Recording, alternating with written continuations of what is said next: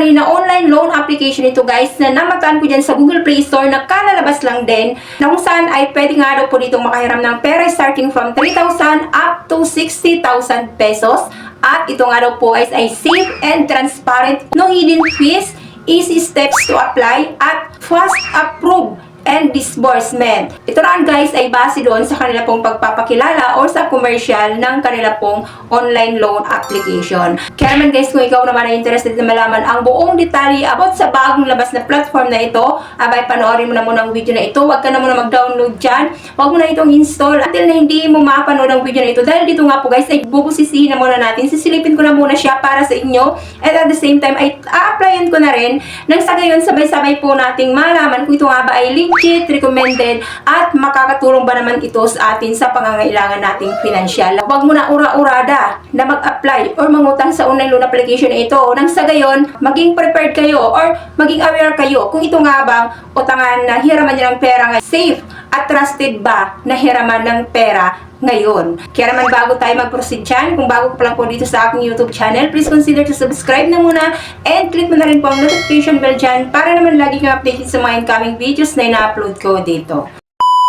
Disclaimer na muna guys, hindi po ako dito promoter at hindi rin po ako ahente ng bagong platform na ibabahagi ko sa inyo ngayon. So ano man pong mapapanood nyo sa loob ng video na ito ay base lang din po ito sa personal kong karanasan habang ako po ay nag-apply. So it's up to you na po guys, or decision nyo na po yan kung still at the end of this video ay susubukan nyo pa rin applyan. So ito guys, nilutukoy ko na bagong-bago dyan sa Google Play Store ay si Yaman Now Online Loan Apps. No reviews yet pa lang po siya guys nung mabuksan ko. So bagong-bago lang. Kaya naman silipin na natin kaagad nang sa gayon maging prepared na kaagad tayo, magka-idea na tayo kung ito nga ba ay maaasahan na online loan application ngayon.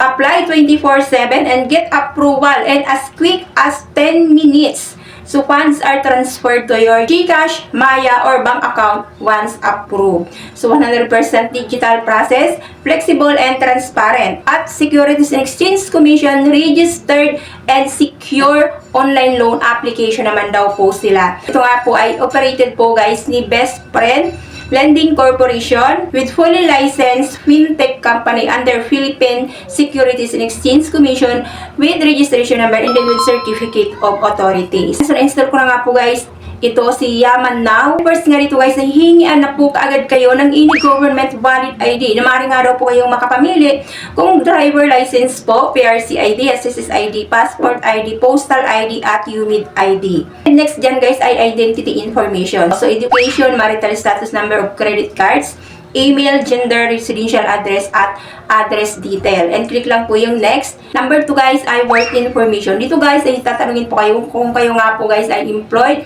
or unemployed. So kapag ka-employed po kayo, i-declare nyo po dito yung inyo pong company, work experience, and company phone number at yung monthly salary.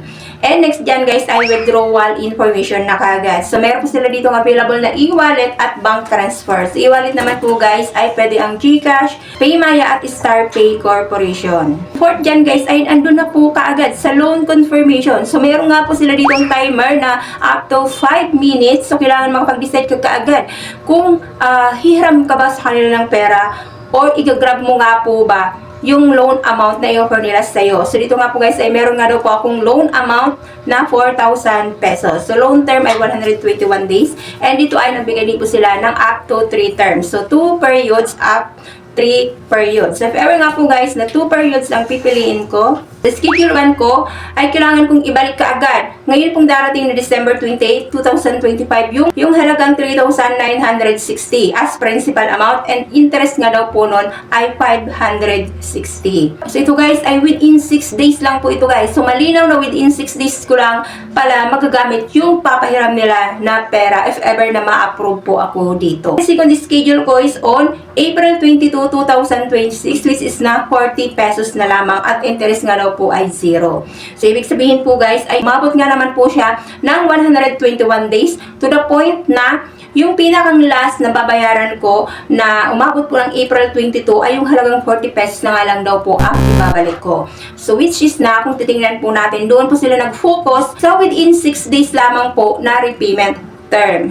At kailangan ko nga daw po na ibalik yung halagang 3,960 plus po yung interest na 560. So ibig kong sabihin yung full repayment ko guys dito within 6 days ay umabot po ng 4,520. At dito guys ay meron pala itong tinatawag na upfront service fee. So nakalagay niya ay negative 1,000 pesos. So, ibig pong sabihin guys, ito pong 1,000 pesos ay ibabawas po doon sa 4,000 pesos na possible na i-approve po nila. So, hindi pala full na marireceive yung halagang 4,000 pesos dito dahil meron po siyang upfront service fee na 1,000 pesos na i-deduct po doon sa loan amount na i-approve po nila.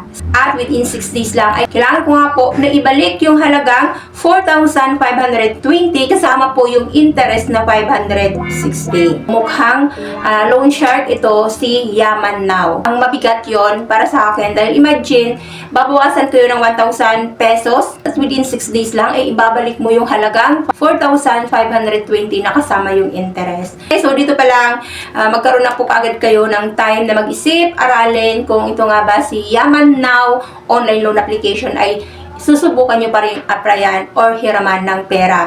Na kung saan nga ay ito na nga po naging transparent naman sila na ito po yung magiging loan details na pinakita nila na kung saan ay nasa iyo na yon kung igagrab nyo pa rin po ba yung offer nila o hindi. Dahil dito, pinakita naman nila ng malinaw yung na mayroon silang upfront service fee at meron po silang interest. So, yung pinaka-bottom line po dito guys is nasa atin na po, tayo po mismo ang magde-decision kung igagrab nyo pa rin po ba yung ganito pong offer nila or hindi. Kaya naman guys, aralin nyo na kaagad, isipin nyo kung meron ba kayong pera na pangbayad agad-agad after or before 6 days na mahagamit nyo yung pera. Dahil nga po if ever na ma-overdue pa po kayo dito ng pagbabayad, possible po yan na meron na po kaagad ng penalty at baka everyday na kaagad kayo natawagan ng kanilang mga agent if ever nga na ma-overdue or ma-delete pa po kayo ng pagbabayad dito. Ito nang tindi ko na nga po guys yung confirm. Ang lumabas dito ay your rating helps us get better. So, i-rate ko na nga daw po sila kahit wala pa pong proof na madi-disburse ba na pera sa GCash account ko. So nakalagay niya dito ay awaiting approval. So our team is reviewing your information so you'll hear back within minutes. So dito nga daw po guys ay within minutes nga lang daw po ay malalaman ko na kagad kung approve ba or reject yung loan application ko.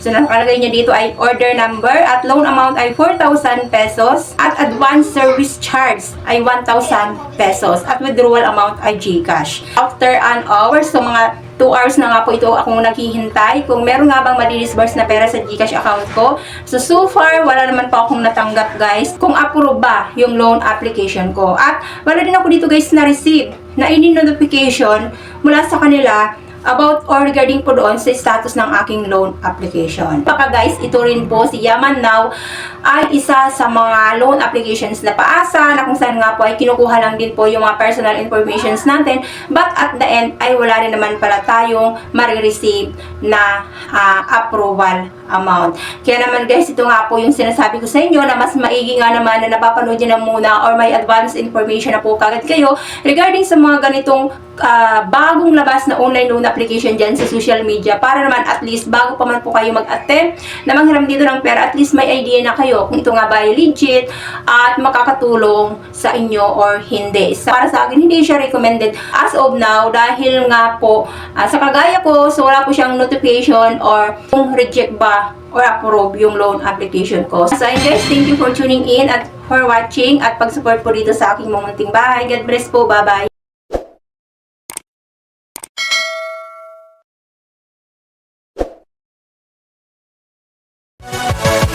Yeah.